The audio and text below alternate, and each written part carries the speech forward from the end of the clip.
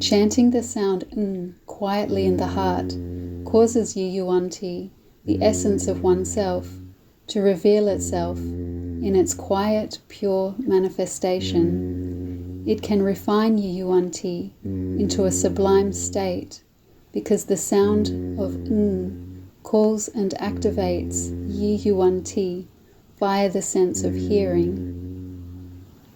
When you pronounce continuously and silently with complete dedication, then whether you are pronouncing it or not, the call continues. The state of at one Yi Yuant Ti will appear. It is empty yet not empty. It is clear, fully knowing and at one with all. It is clean, pure and transparent.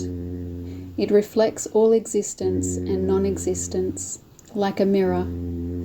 The function of Yi Yuant Ti is our innate knowing and ability to express goodness and kindness. Yi Yuant Ti is everywhere and nowhere. We use Yi Yuant Ti all the time without noticing it. We have Yi Yuant Ti, but we do not know it. Yi Yuant Ti does all. Yi Yuant Ti knows all. Yi Yuant Ti answers to all. Yi Yuant Ti is our master, determining our life in every moment.